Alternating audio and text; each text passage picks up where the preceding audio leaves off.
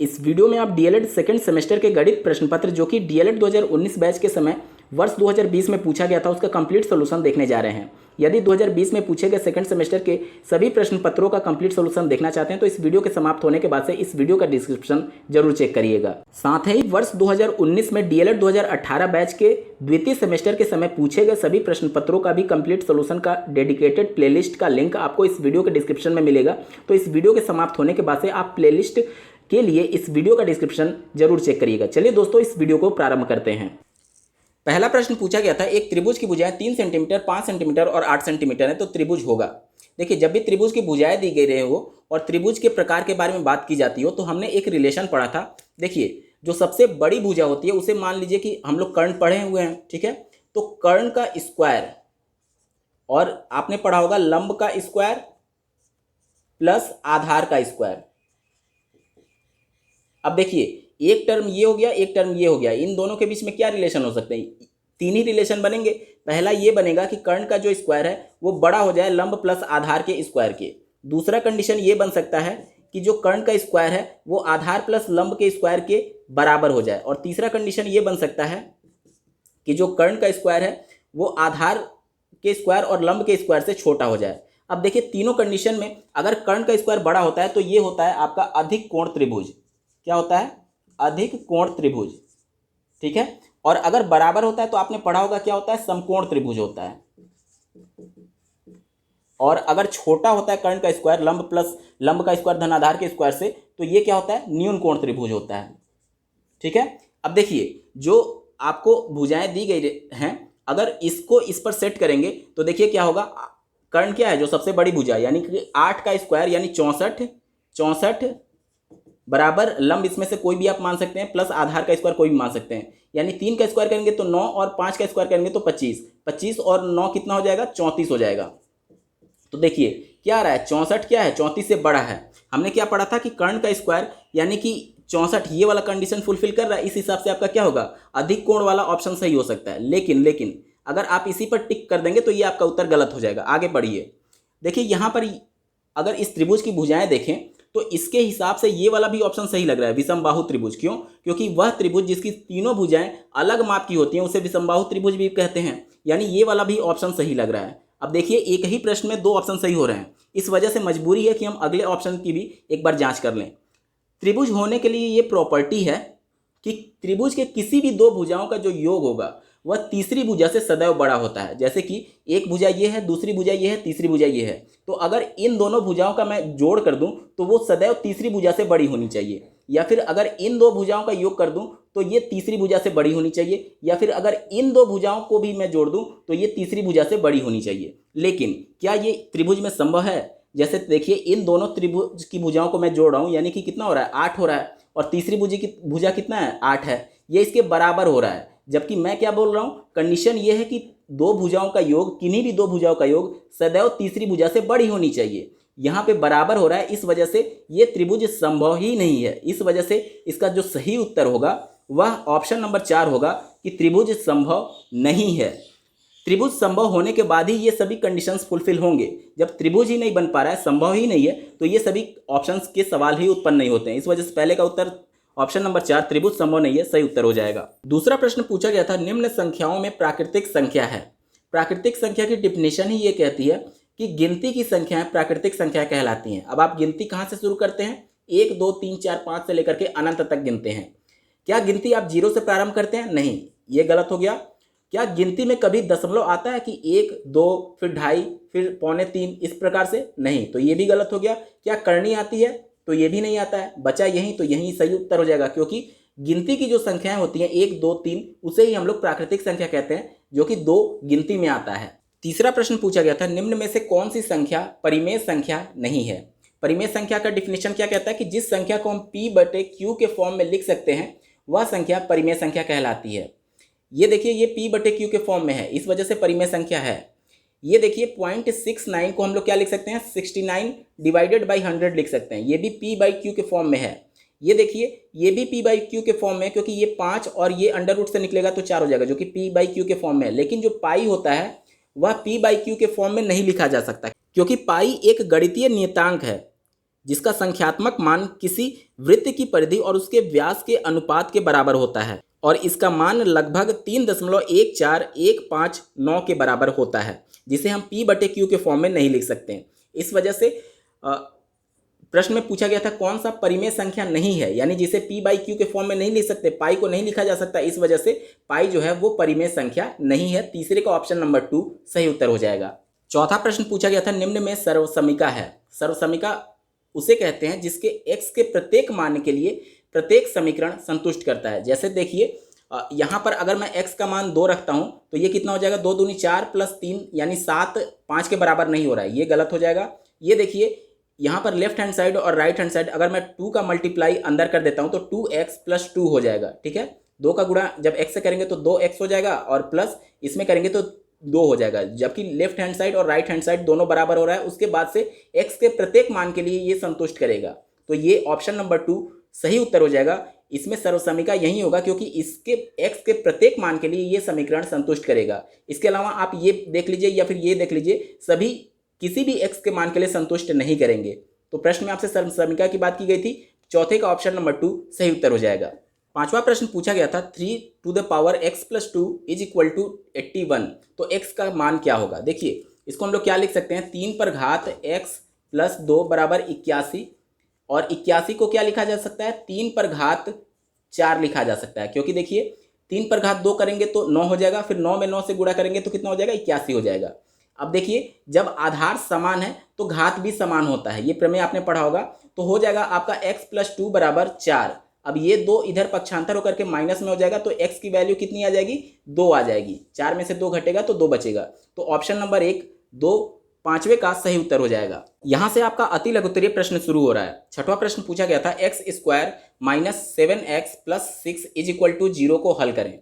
देखिए इसको हल करने के लिए सबसे पहले हम लोग क्या करते हैं कि x² का जो गुणांक होता है और जो c वाली वैल्यू होती है, इसका पूरा फॉर्मेट क्या हो जाता है, ax² + bx + c = 0। देखिए x² का जो गुणांक होता है इसको c में गुणा कर देते हैं। देखिए यहाँ पर कुछ नहीं है यानी 1 है, तो 1 का गुणा जब 6 में करेंगे तो 6 आ जाएगा। अब 6 को इस प्रकार से हमें तोड़ना है कि उसको जोड़ने पर या फिर घटाने पर ये b वाली वैल्यू आनी चाहिए, मतलब -7 आना चाहिए, और उसका जब गुणा करें तो फिर हमें 6 प्राप्त होना चाहिए। अब हम लोग इसको कैसे कर सकते हैं, देखिए अगर मैं -6 और -1 ले लूँ तो दोनों का जब आपस में गुणा करेंगे तो कितना मिल जाएगा, 6 मिल जाएगा, और जब दोनों को जोड़ेंगे तो कितना मिल जाएगा, -7 मिल जाएगा, जो कि b वाली वैल्यू आ रही है। ठीक है, तो अब इसी प्रकार से हम लोग तोड़ेंगे तो ये देखिए इसको हम लोग क्या लिख सकते हैं, x² - 6x - x + 6 = 0, इतना लिख सकता हूँ। ठीक है, क्यों हमने 6 और 1 में जोड़ा, इसका मैंने यहाँ पर कारण बता दिया। अब यहाँ पर देखिए मैं अगर x कॉमन ले लेता हूँ तो यहाँ पर बचेगा x - 6, और यहाँ पर मैं -1 कॉमन ले लेता हूँ तो x - 6 बच जाएगा = 0। अब देखिए इन दोनों ब्रैकेट में ये वाला कॉमन हो रहा है, तो x - 6 कॉमन ले लेता हूँ तो फिर दूसरे ब्रैकेट में क्या बच जाएगा, x - 1 = 0। अब या तो ये वैल्यू 0 के बराबर होगी या तो ये वैल्यू 0 के बराबर होगी। अगर मैं इसको 0 मानता हूँ तो यहाँ से x की वैल्यू कितनी आएगी, 6 आएगी, और अगर इस ब्रैकेट वाले को 0 मानता हूं तो यहां से x की वैल्यू कितनी आएगी, 1 आ जाएगी। तो आपको प्रश्न में हल करने के लिए बोला गया था, तो x के 2 मान आएंगे, पहला 1 और दूसरा 6, यही आपका उत्तर हो जाएगा। सातवां प्रश्न पूछा गया था 5 पुस्तकों का मूल्य 7 पुस्तकों के मूल्य से 14 रुपए कम है, एक पुस्तक का मूल्य ज्ञात करें। यहां पर मैं मान लेता हूं, माना एक पुस्तक का मूल्य x रुपए है। ठीक है, मैं मान रहा हूं कि एक पुस्तक का मूल्य x रुपए है। अब जो प्रश्न में दिया गया उसी के अनुसार हम लोग इक्वेशन बनाएंगे। बोल रहा है कि 5 पुस्तकों का मूल्य, जब एक किताब का मूल्य x रुपए है तो 5 किताब का मूल्य कितना हो जाएगा, 5 × x हो जाएगा। ठीक है, उसके बाद से बोल रहा है 7 पुस्तकों के मूल्य से। अब एक पुस्तक का मूल्य x रुपए है तो 7 पुस्तक का मूल्य कितना हो जाएगा, 7 × x हो जाएगा। 14 रुपए कम है, कौन सा कम है, ये वाला कम है। 5 पुस्तकों का जो मूल्य है वो 7 पुस्तकों के मूल्य से 14 कम है। अगर मैं यहाँ पर बीच में बराबर का चिन्ह लगाऊं और ये वाली संख्या इससे 14 कम है तो बराबर करने के लिए इसमें 14 जोड़ दें तो बराबर हो जाएगा। ठीक है, अब देखिए इसी इक्वेशन को सॉल्व करने के लिए यहाँ से आपका 5x है, यहाँ पे आपका 7x है, इसको मैं इधर ट्रांसफर करूँ तो ये 5x इधर जाकर के घट करके हो जाएगा 2x = 14, और यहाँ से भाग दें तो 14 में 2 से भाग देंगे तो 7 आएगा। 7 हमने क्या माना था, एक पुस्तक का मूल्य 100 रुपये माना था, और यानी कि एक पुस्तक का मूल्य कितना हो जाएगा, 7 रुपये हो जाएगा। और प्रश्न में आपसे क्या पूछा था, एक पुस्तक का मूल्य ज्ञात करें, तो यही आपका उत्तर हो जाएगा, एक पुस्तक का मूल्य 7 रुपये होगा। 8वां प्रश्न पूछा गया था a + 1/a बराबर 3 दिया गया है, तो a² + 1/a² का मान ज्ञात कीजिए। देखिए जो हमें गिवन है उसी को हम लोग लेके चलेंगे। a + 1/a बराबर 3 दिया गया है। अगर दोनों पक्षों का मैं स्क्वायर कर दूं तो इतना लिख सकते हैं, बिल्कुल लिख सकते हैं। उसके बाद से देखिए a + b का होल स्क्वायर आपने फॉर्मूला पढ़ा होगा, a का स्क्वायर यानी कि a² + b का स्क्वायर यानी कि 1/a का होल स्क्वायर + 2ab। 2 गुणे a का मान कितना है, a है, गुणे b का मान कितना है, 1/a है, बराबर कितना हो गया, 3 का स्क्वायर यानी कि 9 हो गया। ठीक है, अब देखिए यहाँ से a से a कट जाएगा, यहाँ पे बचा 2, और यहाँ पे a² + 1/a², इसी की वैल्यू हमको निकालनी थी। देखिए इसी की वैल्यू निकालनी थी, और यहाँ पे कितना बचा है, 2 बचा है, इधर प्लस में इधर जाकर के माइनस में हो जाएगा, तो ये क्या हो जाएगा, 9 में से 2 घट जाएगा यानी कि 7 आ जाएगा। देखिए a² + 1/a² का मान कितना आ गया, 7 आ गया, और यही प्रश्न में आपसे पूछा गया था, तो उत्तर कितना हो जाएगा, 7। 9वां प्रश्न पूछा गया था, एक बगीचे में 2025 पौधे लगे हैं, प्रत्येक पंक्ति में उतने ही पौधे लगे हैं जितने की बगीचे में कुल पंक्ति है, प्रत्येक पंक्ति में कुल कितने पौधे लगे हैं। देखिए यहां पर मैं मान रहा हूं, माना बगीचे में पंक्ति की कुल संख्या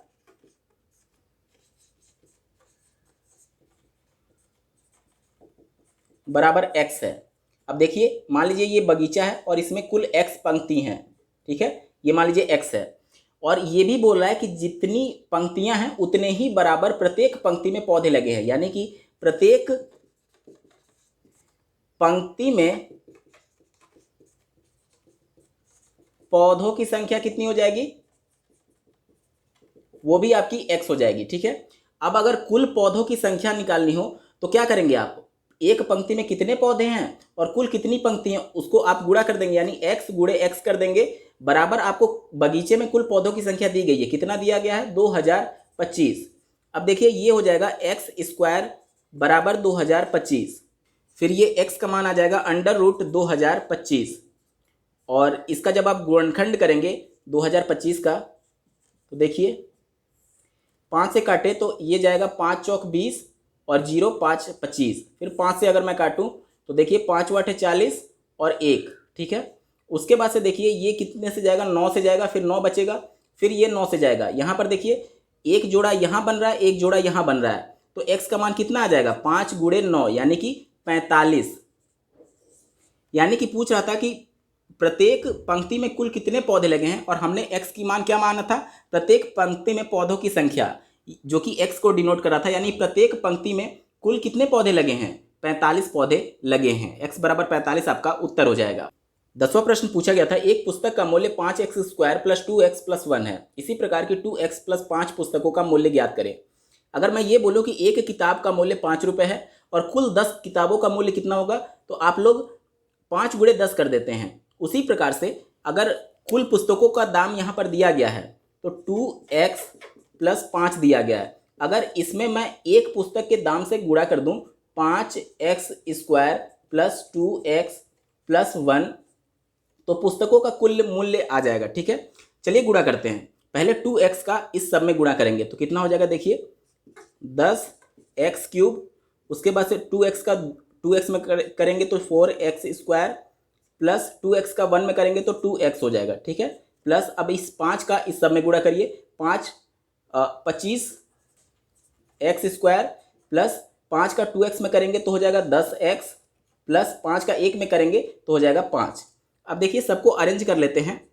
q वाला देखिए सिर्फ एक ही टर्म है ये वाला, तो सबसे पहले इसको लिख लेंगे 10x³, उसके बाद से स्क्वायर वाला देखिए एक यहाँ पे है एक यहाँ पे है, 4 और 25 कितना हो जाएगा 29x², उसके बाद से x वाला टर्म देखिए एक यहाँ पर है एक यहाँ पर है, तो 2 और 10 कितना हो जाएगा 12x प्लस डिजिट वाला बस यही बचा हुआ है प्लस 5, यानी कि कुल पुस्तकों का जो मूल्य होगा वह 10x³ plus 29x² plus 12x plus 5 होगा।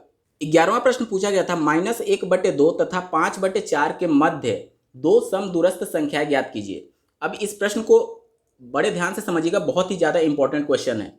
देखिए अगर इसको मैं संख्या रेखा पर डिनोट करूं तो एक संख्या यहाँ पर दिया गया है -1/2 और एक संख्या यहाँ पर दिया गया है 5/4 और ये बोला जा रहा है कि इनके मध्य दो समदूरस्थ संख्या, यानी कि मान लीजिए एक यहाँ पे है एक यहाँ पे है।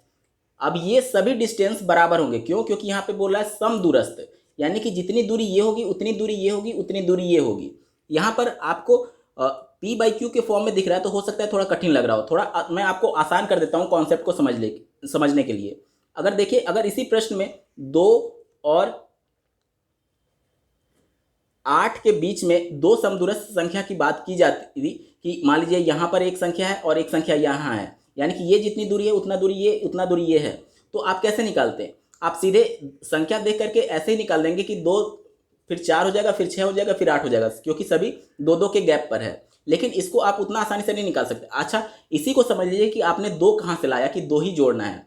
यहाँ पर देखिए कुल कितने भागों में ये बट रहा था। देखिए यहाँ से यहाँ तक 1 भाग, यहाँ से यहाँ तक 2 भाग, यहाँ से यहाँ तक 3 भाग, 3 भाग में बट रहे थे।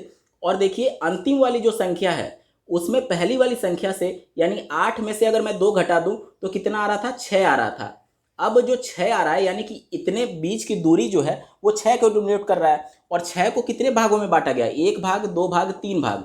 तो 6 को मैंने 3 से भाग दे दिया तो 2 आ गया। अब यही 2 इन संख्याओं में जोड़ते जाएंगे तो समदूरस्थ संख्या आ जाएगी। देखिए 2 पहले दिया गया था, 2 में अगर मैं 2 जोड़ दूं तो 4 आ जाएगा, फिर 4 में 2 जोड़ दूं तो 6 आ जाएगा, फिर 6 में 2 जोड़ूं तो 8 आ जाएगा। ठीक है, वही कॉन्सेप्ट हमको यहाँ भी अपनाना है। देखिए -1/2 और 5/4 के बीच दो समदूरस्थ संख्या की बात की जा रही है, तो सबसे पहले जो अंतिम वाला डिजिट दिया गया उसमें से इस वाले डिजिट को घटाएंगे। वहीं तो हमने अपनाया था, 8 में से 2 को घटा दिया था तो कुल दूरी 6 आ गई थी। 6 को हमने 3 बराबर भागों में बांटने के लिए 3 से भाग दे दिया था तो 2 आ गया था। तो ये इसमें से जब इसको घटाएंगे तो देखिए कैसे घटाएंगे, 5/4 माइनस ब्रैकेट में -1/2। ठीक है, माइनस का माइनस से गुणा होगा तो ये प्लस हो जाएगा, यानी कि आपका बन जाएगा 5/4 प्लस 1/2। अब एलसीएम में 4 ले लेता हूँ तो ये देखिए क्या हो जाएगा 5 और ये कितना हो जाएगा +2, यानी कि 7/4 जो है वह इन दोनों के बीच की दूरी हो जाएगी। इन दोनों के बीच की दूरी हमने कैसे निकाला था? 8 में से 2 घटा दिया था तो 6 आ गया था। उसके बाद से इसी प्रकार से देखिए जो इन दोनों के बीच की दूरी हो रही है वो 3 बराबर भागों में बट रही है और इन दोनों के बीच की जो टोटल दूरी है वो कितनी है? 7/4 है। यानी कि एक भाग को निकालने के लिए हमें 7/4 में 3 से भाग देना होगा। 3 के नीचे हम लोग /1 लिख सकते हैं। उसके बाद से इसका इसमें गुणा हो जाएगा और इसका इसमें गुणा हो जाएगा, यानी कितना हो जाएगा? 7/12 हो जाएगा। ठीक है, 7/12 क्या आया? जो हमने यहाँ पे 2 निकाला था, यानी एक पार्ट की दूरी आ रही है। 7/12 क्या आ रहा है? एक पार्ट की दूरी आ रही है। अब देखिए ये वाली संख्या निकालने के लिए हमने क्या किया था? इसमें इसको जोड़ दिया था। 7/12 -1/2 में जोड़ देंगे तो ये वाली संख्या हमें प्राप्त हो जाएगी। देखिए मैं यहाँ पर जोड़ रहा हूँ, -1/2 प्लस 7/12, यहाँ पर 12 एलसीएम हो जाएगा, ये हो जाएगा -6 प्लस 7, फिर कितना आ जाएगा? 7 में से 6 घटेगा तो 1/12 आएगा। यानी कि ये वाला जो पहला समदूरस्थ होगा वो कितना आएगा? 1/12। पहला समदूरस्थ पॉइंट हमें मिल गया 1/12। अब देखिए जिस प्रकार से हमें 4 मिला था उसमें फिर हमने 2 को जोड़ दिया था तो दूसरा वाला भी मिल गया था। यानी कि जो पहला वाला हमें मिल चुका है उसमें एक भाग कितने को डिनोट कर रहा था? 7/12। यानी कि 1/12 में अगर मैं 7/12 को जोड़ दूं तो ये दूसरा वाला समदूरस्थ पॉइंट हमें ज्ञात हो जाएगा। देखिए यहाँ पर मैं लिख रहा हूँ, पहला है 1/12 और दूसरा है 7/12। ठीक है, यहाँ पर देखिए एलसीएम जो होगा वो 12 ही हो जाएगा और ये हो जाएगा 1 प्लस ये हो जाएगा 7, यानी कि 8 हो जाएगा। अब देखिए इसको 4 से काटेंगे तो ये कितनी बार में जाएगा? 4 दूनी 8 और 4 तिहाई 12, यानी कि 2/3 दूसरा समदूरस्थ पॉइंट आएगा, यानी कि इसका मान कितना हो जाएगा? 2/3। और यहीं दो समदूरस्थ पॉइंट की बात की गई थी, पहला आपका 1/12 और दूसरा 2/3 सही उत्तर हो जाएगा। उम्मीद करता हूँ आपको ये प्रश्न अच्छे से समझ में आया होगा। 12वां प्रश्न पूछा गया था x⁴y माइनस xy⁴ का गुणनखंड ज्ञात कीजिए। देखिए दोनों में xy कॉमन है, तो अगर मैं ये दोनों टर्म से xy कॉमन ले लेता हूँ तो यहाँ पर क्या बचेगा? x³ minus y³। ठीक है, तो उसके बाद से देखिए ये xy ऐसे ही हो जाएगा और ये किसका फॉर्मूला हो गया? a³ माइनस b³ का, जो कि फॉर्मूला ये कहता है कि a माइनस b यानी कि x माइनस y और दूसरे ब्रैकेट में a² यानी कि x² प्लस ab यानी कि xy प्लस बी स्क्वायर यानी कि वाई स्क्वायर। यही आपका गुणनखंड हो जाएगा 12वें का उत्तर। 13वां प्रश्न पूछा गया था, एक वर्गाकार मैदान की एक भुजा 28 मीटर लंबी है। ठीक है, सबसे पहले मैं थोड़ा फिगर बनाता हूँ ताकि आप लोगों को चीज़ें स्पष्ट हों। यहाँ पर बात की जा रही है एक वर्गाकार मैदान है। ठीक है, वर्गाकार मैदान है जिसकी एक भुजा 28 मीटर है। जब ये 28 है तो ये भी 28 होगा। ठीक है, आगे पढ़िए। यदि मैदान के अंदर चारों ओर, मैदान के अंदर की बात की जा रही है, चारों ओर 2 मीटर चौड़ा रास्ता पैदल चलने के लिए छोड़ा गया है। अब देखिए, इधर से भी 2 मीटर चौड़ा रास्ता है, इधर भी 2 मीटर है, इधर भी 2 मीटर है और इधर भी 2 मीटर है। ठीक है, ये वाला जो भाग है ये रास्ता है।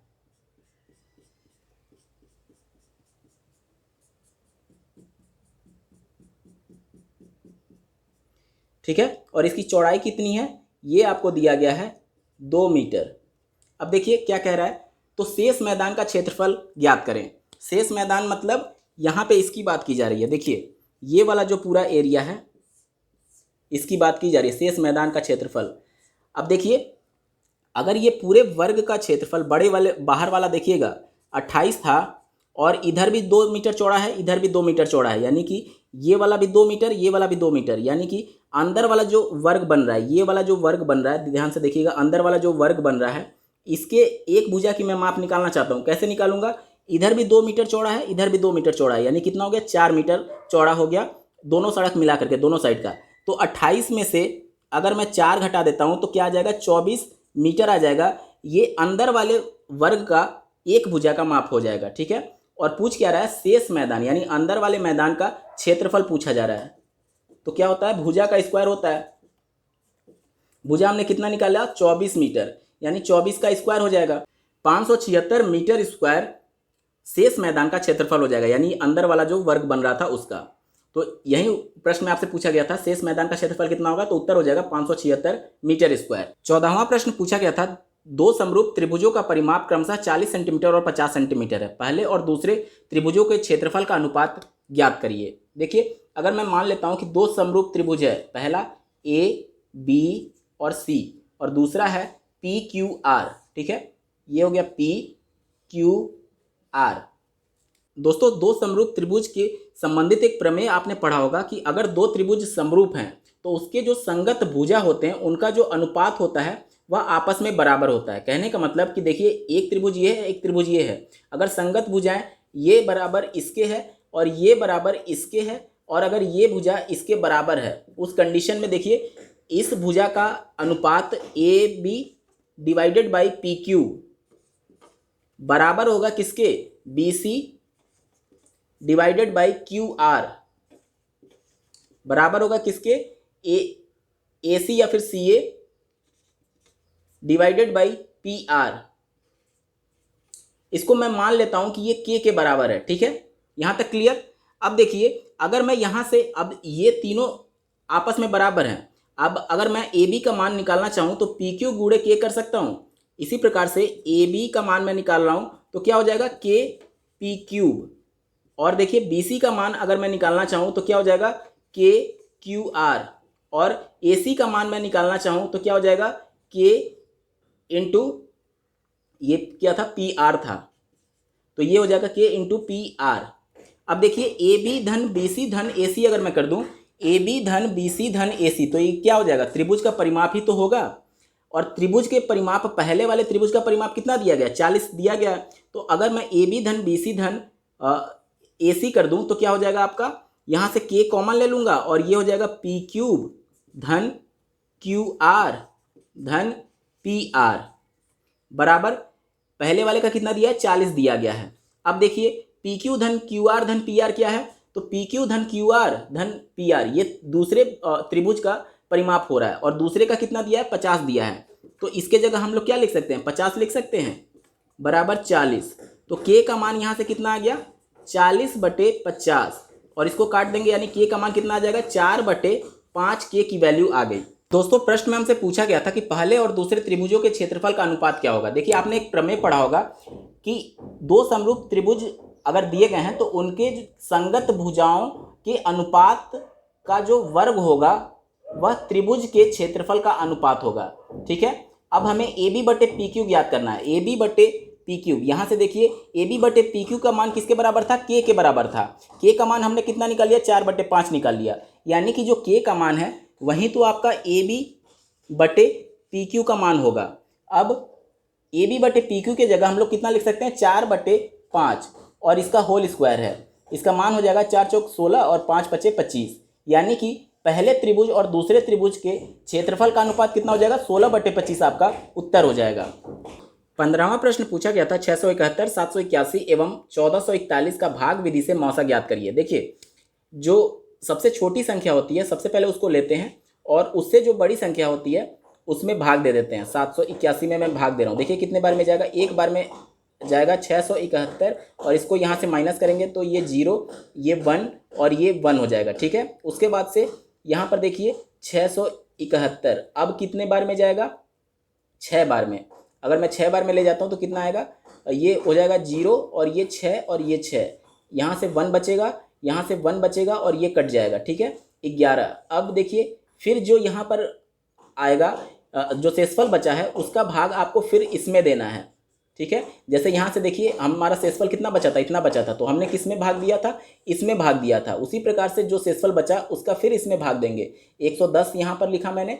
अब देखिए कितने बार में जाएगा, 10 बार में जाएगा, तो ये कितना हो जाएगा 110, ये पूरा कट जाएगा। ठीक है, तो जो लास्ट वाला टर्म आया था 11 आया था, अब इसका जो शेष वाली संख्या है उसमें भाग देंगे। ठीक है, तो यहाँ पर देखिए 11 से मैं भाग दे रहा हूँ 1441 में। चलिए भाग देते हैं, कितनी बार में जाएगा, एक बार में जाएगा, ये हो जाएगा 11, फिर माइनस करेंगे तो 3 बचेगा। उसके बाद से फिर हम एक संख्या उतारेंगे, 4 उतार देंगे, फिर 11 3 33 3 बार में जाएगा, फिर कितनी माइनस करेंगे तो 1 बचेगा, 1 और उतारेंगे, उसके बाद से 11 एकम 11, ये कट जाएगा। ठीक है, तो यहाँ पर जो अंतिम वाला संख्या आता है, मतलब जिससे हम लोग दूसरी संख्या में भाग देते हैं, यही आपका मौसा होता है। ठीक है, तो यहाँ पर देख लीजिए क्या मौसा हो जाएगा आपका, 11 आपका उत्तर हो जाएगा। मौसा इन तीनों संख्याओं का मौसा क्या हो जाएगा, 11 हो जाएगा। 16वां प्रश्न पूछा गया था 4, 11, 16, 15, 12, 5, 7, 9 और 10 की माध्यिका ज्ञात करिए। माध्यिका निकालने के लिए सबसे पहले दिए गए सीरीज को हम लोग किसी क्रम में व्यवस्थित करते हैं, बढ़ते हुए क्रम में या फिर घटते हुए क्रम में। चलिए इसको बढ़ते हुए क्रम में मैं व्यवस्थित कर रहा हूँ। देखिए सबसे छोटा है 4, उसके बाद है 5, उसके बाद देखिए 7, उसके बाद 9, उसके बाद 10, उसके बाद से 11, फिर 12, फिर 15 और अंतिम में 16। एक बार देख लीजिए कुल कितने टर्म हैं, 1 2 3 4 5 6 7 8 9, 1 2 3 4 5 6 7 8 9। ठीक है, अब देखिए कुल 9 पद हैं, यानी पदों की संख्या विषम है। जब भी पदों की संख्या विषम होती है तो माध्यिका का फॉर्मूला होता है n+1 डिवाइडेड बाई 2 वां पद, जहां n क्या है, पदों की कुल संख्या। कितनी पद थी, 9 थे, तो n की जगह मैं 9 रख दूंगा प्लस 1/2 वां पद, यानी कि 10/2 यानी 5वां पद। 5वां पद जो होगा वो आपका माध्यिका हो जाएगा। फिर से इसमें देखिए 1 2 3 4 5, यानी जो 10 होगा वहीं इस सीरीज की माध्यिका हो जाएगी। आपका उत्तर क्या हो जाएगा, 10। 17वां प्रश्न पूछा गया था एक आयत की लंबाई उसकी चौड़ाई से 5 सेंटीमीटर अधिक है। देखिए अगर मैं मानूं कि आयत की चौड़ाई अगर मैं x मानता हूं तो उसकी लंबाई क्या हो जाएगी, क्या बोल रहा है, लंबाई उसकी चौड़ाई से 5 सेंटीमीटर अधिक है, यानी कि x + 5 सेंटीमीटर हो जाएगा। ये भी सेंटीमीटर में। ठीक है, अब देखिए लंबाई भी ज्ञात हो गया, चौड़ाई भी ज्ञात हो गया। आगे बोला यदि उसका परिमाप 26 सेंटीमीटर। अब आयत का परिमाप क्या होता है, 2 गुणे लंबाई धन चौड़ाई बराबर कितना दिया है, 26 दिया है। अब देखिए 2 गुणे लंबाई कितना हम लोगों ने निकाला है, x + 5 और चौड़ाई कितना हमने माना था, x माना था, बराबर 26 दिया गया है। अब देखिए ये हो जाएगा 2 गुणे, यहाँ से देखिए x + x यानी 2x + 5 बराबर 26 है। अब देखिए 2 दूनी 4x और ये 5 दूनी 10। अब ये 10 इधर जाकर के माइनस हो जाएगा और 26 में से 10 जब घटेगा तो 16 आएगा। यहाँ से जब भाग होगा तो x का मान कितना आ जाएगा, 4 आ जाएगा। ठीक है, प्रश्न में आपसे क्या पूछा गया, आयत की लंबाई पूछी गई है। हमने x क्या माना था, आयत की चौड़ाई माना था। चौड़ाई कितनी हो गई, 4 सेंटीमीटर और लंबाई क्या था x प्लस 5, यानी x का मान जब 4 रखेंगे प्लस 5 यानी 9 सेंटीमीटर। आयत की लंबाई कितनी हो जाएगी? 9 सेंटीमीटर आयत की लंबाई हो जाएगी। यही आपका उत्तर हो जाएगा। 18वां प्रश्न पूछा गया था, निम्न आंकड़ों के लिए 5 का वर्ग अंतराल लेकर बारंबारता सारणी बनाइए। देखिए यहाँ पर जो टर्म्स आपको दिए गए हैं, सबसे पहले आपको इसको व्यवस्थित कर लेते हैं बढ़ते हुए क्रम में। तो देखिए क्या हो जाएगा क्रम, 2 4 8 11 14 16 20, उसके बाद से देखिए 25, फिर 28, फिर उसके बाद से 30, फिर 40, फिर 48। एक बार देख लेते हैं कोई टर्म छूटा तो नहीं। 1 2 3 4 5 6 7 8 9 10 11 12 है। 1 2 3 4 5 6 7 8 9 10 11 12, ठीक है। अब बोला कि 5 का वर्ग अंतराल लेकर के बारंबारता सारणी बनाना है। तो यहाँ पर देख लीजिए, यहाँ पर मैं लेता हूँ वर्ग अंतराल और यहाँ पर बारंबारता। किसी पर्टिकुलर रेंज में कोई संख्या कितनी बार आ रही है वो संख्या आप यहाँ पर लिखेंगे। वर्ग अंतराल आप बनाते कैसे, देखिए सबसे छोटी संख्या पहले देखेंगे 2 है, ठीक है। 5 का वर्ग अंतराल यानी 5 के गैप से हमें रेंज बनाना है। सबसे छोटी संख्या 2 है, इस वजह से हमें 0 से प्रारंभ करना होगा और पहला रेंज कहाँ तक जाएगा? 5 तक जाएगा, ठीक है।